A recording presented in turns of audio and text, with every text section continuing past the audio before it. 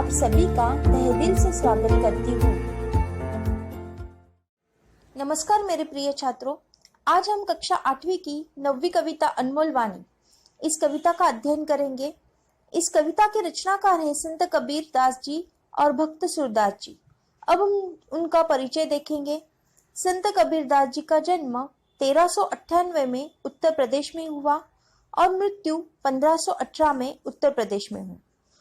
संत कबीर भक्तकालीन निर्गुण काव्यधारा के संत माने जाते थे। उनके कविता और दोहों के माध्यम से उन्होंने मानवता एवं समता के विचार का प्रसार किया। उनकी प्रमुख कृतियां साखी, सबद, रैमानी इन तीनों का संग्रह बीजक नामक ग्रंथ में उन्होंने किया। भक्त सूरदास जी का जन्म लगभग 1478 में आगरा में हुआ और मृत्यु 1563 से 1591 के बीच में हुई।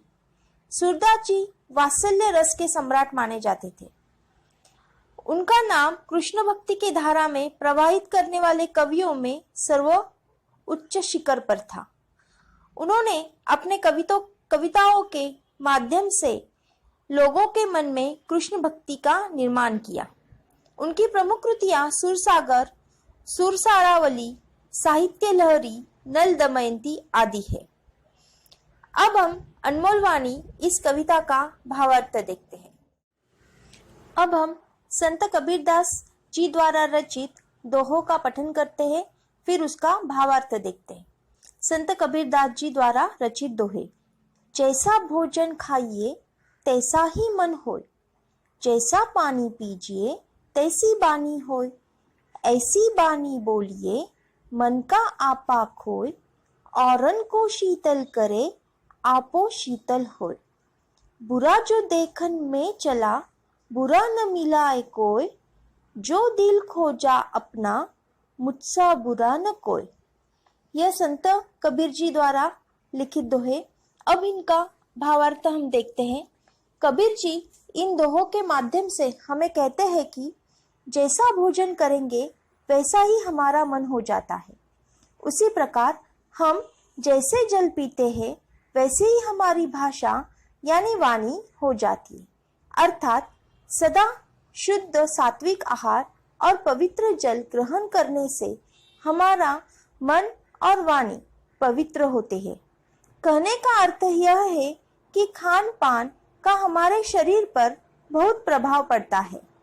हमें मन और अहंकार को त्याग कर दूसरों से ऐसी मधुर और विनम्र वाणी से बात करनी चाहिए जिससे सुनने वाले को भी प्रसन्नता हो और साथ ही साथ स्वयं को भी प्रसन्नता हो। मीठी बोली दूसरों को तो सुख पहुंचाती है, इससे स्वयं को भी आनंद होता है। अर्थात मीठी बोली से ही दिल जीते जाते हैं। कबीर जी कहते हैं कि पूरा जीवन दूसरों के अवगुण देखने में ही लगा रहे तो मुझसे कोई बुरा आदमी नहीं दिखाई दिया, लेकिन जब मैंने आत्मविश्लेषण किया, खुद का परीक्षण किया, अर्थात अपने मन में झांक कर देखा तो पाया कि मुझसे बुरा कोई इंसान नहीं है। मैं ही सबसे बुरा और स्वार्थी हूँ।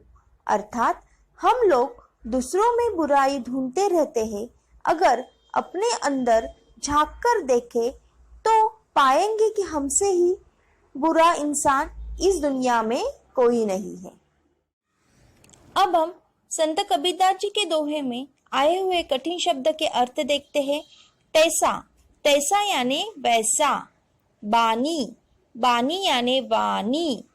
आपा, आपा यानी अहंकार।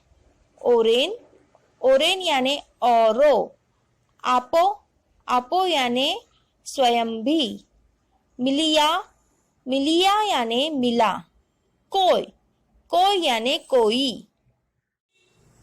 अब हम भक्त सूरदास जी द्वारा रचित दोहों का पठन करते हैं और उसका भावार्थ देखते हैं। भक्त सूरदास जी कहते हैं, मैया कभी बढ़ेगी चोटी, कितनी बार मोही दूध पियत भई, यह आजू है छोटी।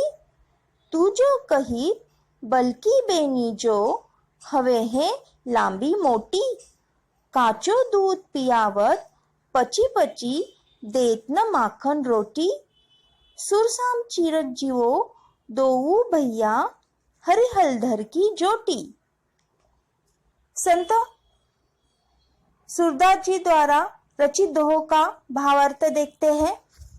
संत सूरदास जी हमें कहते हैं, बालक कृष्ण माता यशोदा से बाल सुलभ वाणी में पूछते हैं, माँ मेरी चोटी कब बढ़ेगी?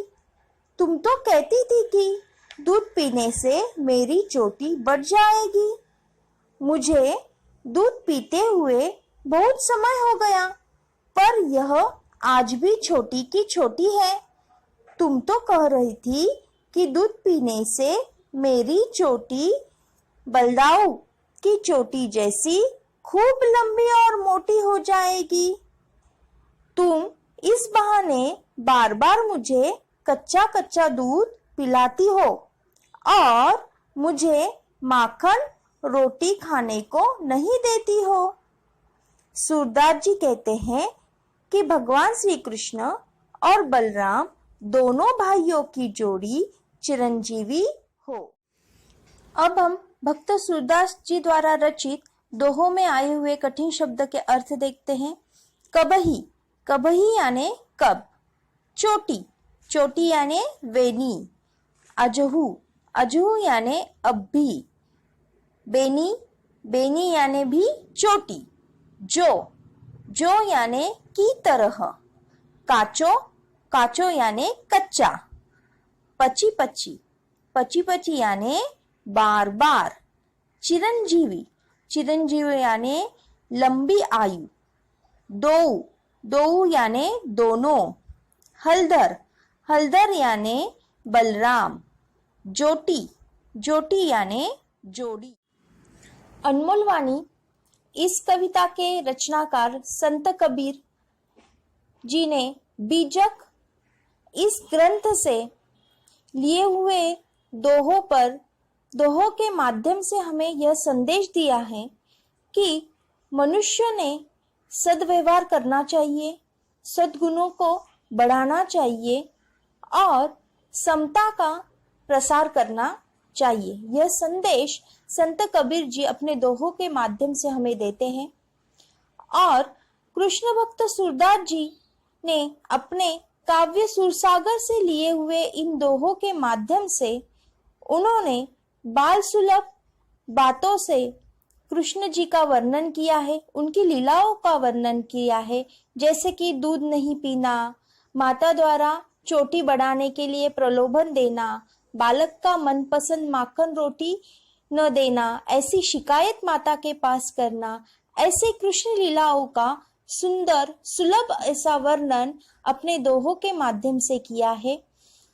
इस तरह अनमोल वाणी इस कविता के माध्यम से संत कबीरदास जी और भक्त सूरदास जी ने मनमोहक ऐसे वर्णन करते हुए हमें मानवता का संदेश इस कविता के माध्यम से दिया है। मेरे प्रिय छात्रों, अगर आपको यह वीडियो पसंद आया हो तो वीडियो फिर से देखिए, कविता का पठन कीजिए, कविता में आए हुए कठिन शब्द के अर्थ देखिए। अब हम मिलते अगले वीडियो में। धन्यवाद।